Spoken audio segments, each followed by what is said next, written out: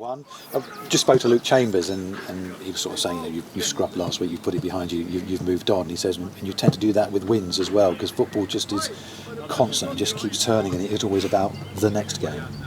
Yeah, it's relentless. The fixtures that you have, especially when you have midweek fixtures, especially when you have fixtures like we have got coming up over this weekend, there's no time to dwell. We need to learn from what happened on Saturday, but also take it forwards. As I alluded to on Saturday after the game, it was disappointing in the fact that we lost the game of football. The manner in which we lost the game with the goals that we conceded, but we were nowhere near our best. That says we have, a real good few opportunities to win the game of football, and again it's fine margins. We're off the other end of the scenario on Saturday where we've lost the game 2-0, but there were still some positives that come out of the game, and they're the bits that you've got to hang on to. Learn from the negatives and build on positives, and that's something that we'll be looked to do Friday and Monday. And if you take that game not in isolation, because we don't want to keep harking back, but you take it across the course of the season, that is why maybe the team is where it is, because it hasn't been able to harness the form that you've been in recently for a long period of time.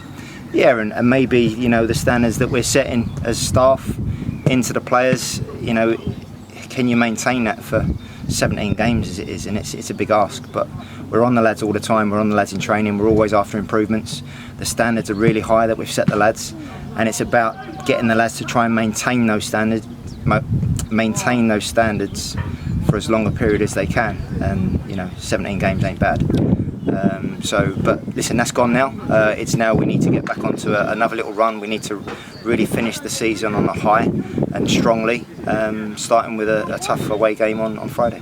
Yeah, we'll talk about Exeter in just a second, but you talk about maintaining the standards that you set very highly yourselves, Joe and Dave, but you must have thought this group is more than capable of doing exactly what you want from them. But we knew that before we come into the environment. We knew the players that we've got, we knew the players that are at our disposal, and we knew that there was a lot of quality there. Not only did we know that, but we've added more quality in January, backed by the chairman. So we have got the quality there in abundance. It's just those fine margins, that little bit of quality in the final third, that little bit of composure, that little bit of ruthlessness, call it what you will.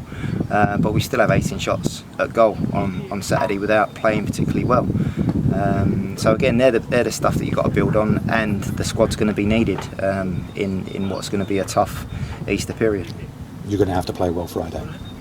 You have to play well, keep your shirt, but that's the mentality that we've introduced into the environment now. People know that they can't be playing at half pace or 70%. They've got to be full throttle, and if they're not, there's always somebody now ready to take their place. In terms of Exeter, Luke Chambers was saying they're a group that maybe have been together 3 or 4 years with the odd tweak here or there, and they're now getting to where they want to be, and there has to be patience within football and within football clubs, doesn't it? You do have to have time to build things, to get the way you want to go, and to get the players in that you want to get in as well, and they in Forest Green have done that. Yeah, definitely, and it's a big part of having a successful group. The lads knowing each other inside out, what they can and can't do, relationships on the pitch, and they're only built over time. Not only that, but they've had the manager there consistently as well for a few years, which again helps. But listen, that's them, and they've done exceptionally well this year and built on the successes that they've had last year. But as I said, they've not blown anyone away of late.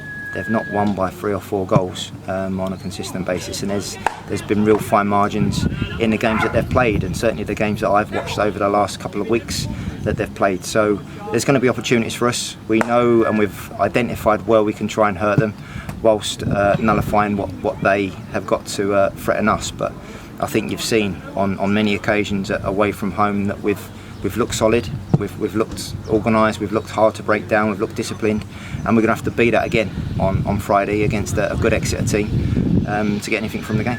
Look at your stats and the club stats across the season.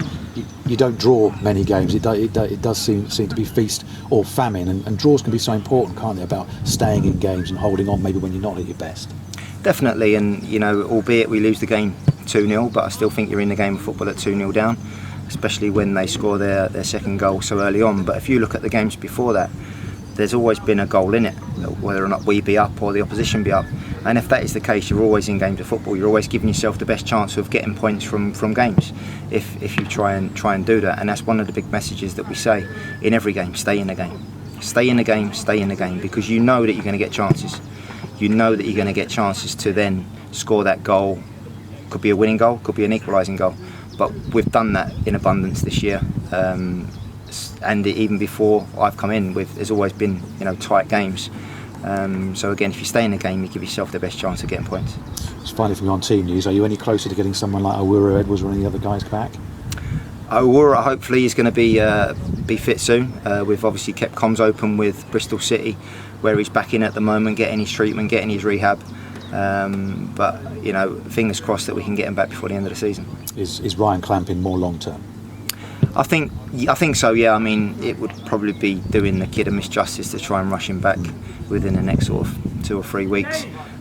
We need him right. We need the kid right for next season, and the best way of doing that is obviously protecting him for the rest of this season, getting some real good off-season programme and detail into him to then give himself the best chance of hitting the ground running next season.